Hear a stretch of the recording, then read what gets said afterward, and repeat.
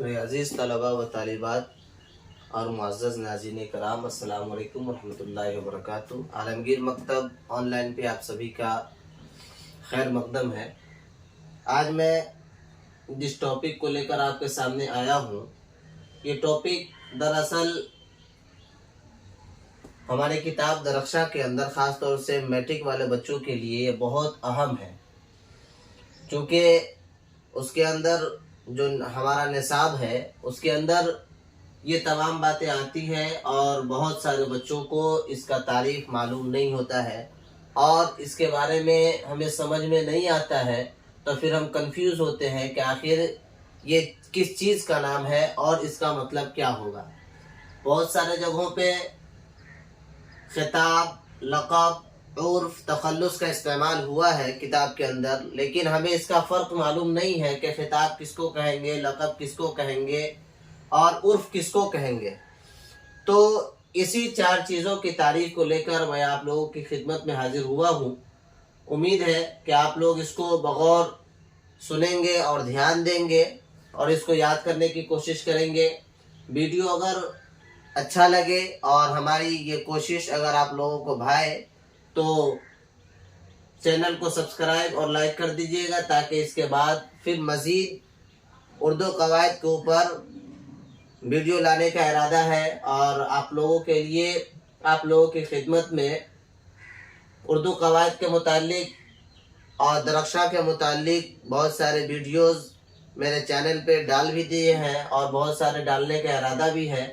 तो आप लोगों का साथ रहा तो इंशाअल्लाह अज़ीज़ मैं आगे भी कोशिश करता रहूँगा इसी तरीके से।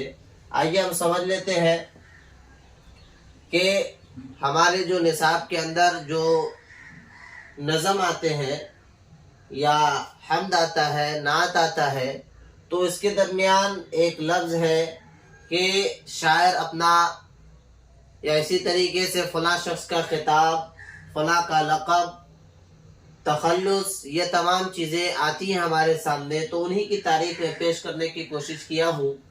देखिए, सबसे पहला लिखा है कि खिताब। खिताब वो नाम जो बादशाह या सरकारी दरबार से एजाज़ी तौर पर मिलता है। खिताब कहते हैं कि वो नाम जो किसी भी शख्स को बादशाह के दरबार से हो या सरकारी दरबार से एजाज़ी तौर पर, यानी कोई कारनामा वो पेश किया, वो खुश हुआ और खुश होकर के सरकार की तरफ से या बादशाह की तरफ से उसको एक नया नाम दे दिया जाता है, उसी को खिताब कहते हैं। जैसे इक़बालुद्दौला, अम्मादुल मलिक वगैरह है। जैसे यहाँ पे लिखा नहीं है, लेकिन आप ये भी जान लें कि हमारे सर सैयद अहमद ख़ान साहब के जिनका मज़मून हमारे किताब के अंदर है, उनको भी सर का खिताब मिला हुआ था।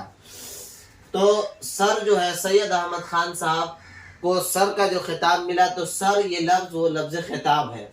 दूसरा आ जाइए, लक़ब एक वस्फ़ी नाम है जो किसी खुसूसियत या वस्फ़ की वजह से पड़ गया हो।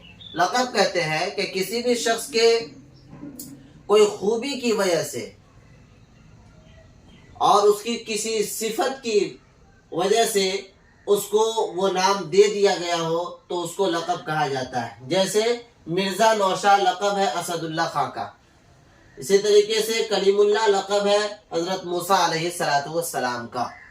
नंबर 3 में आइए, उर्फ़ वो नाम जो मोहब्बत या हक़ारत की वजह से पड़ जाए या असली नाम का इख्तिसार लोगों की ज़ुबान ज़द हो जाए। उर्फ़ कहते हैं वो नाम जो किसी की मोहब्बत की वजह से, लोग मोहब्बत करते हैं, उस मोहब्बत में कोई नाम दे देते हैं मुख्तसर सा, या इसी तरीके से कोई अच्छाई की वजह से या बुराई की वजह से आदमी को जो नाम दिया जाता है, या फिर एक शक्ल और होती है कि नाम ज़रा सा बड़ा होता है तो आदमी हल्का होने की वजह से कोई मुख्तसर नाम रख देता है, तो इसको कहते हैं उर्फ़ी नाम। इसको क्या कहते हैं?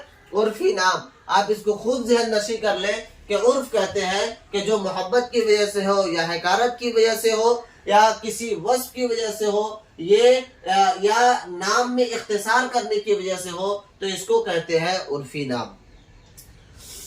दूसरा आइए, नंबर 4, तख़ल्लुस। ایک مختصر نام جو شاعر نظم میں بجائے اصلی نام کے داخل کر دیتے ہیں. تخلص کہتے ہیں کہ ایسا نام جو شاعر نظم بنا رہا ہے، نظم کہہ رہا ہے، اس نظم کے اندر وہ اپنا اصلی نام پیش نہیں کرے گا، بلکہ وہ اپنے اصلی نام کی جگہ پہ کوئی دوسرا نام پیش کر دے گا. اسی کو تخلص کہتے ہیں. جیسے مرزا اسد اللہ خان کا غالب، مرزا اسد اللہ خان کا یہ غالب، اسد اللہ خان غالب کا تخلص غالب ہے. انہوں نے اپنے شعر کے اندر، یہ شاعر ہے اور انہوں نے اپنے شعر کے اندر اسد اللہ نام استعمال نہیں کیا، بلکہ وہاں پہ صرف غالب استعمال کیا ہے، صرف غالب استعمال کیا. اسی طریقے سے حالی صاحب کا تخلص ہے، حالی صاحب بھی تخلص ہے. یہ مولانا الطاف حسین صاحب کا، مولانا الطاف حسین صاحب کا حالی تخلص ہے. بس یہ 4 چیزوں کی تعریف ہمیں پیش کرنا تھا. امید ہے کہ آپ لوگوں کو یہ میری کوشش اچھی لگی ہوگی. اگر اچھی لگے تو آپ یہاں سے چینل کو سبسکرائب اور لائک کر دیں تاکہ آگے بھی مجھے اس طریقے کے کارنامے انجام دینے میں ہمت افزائی ہو. السلام علیکم.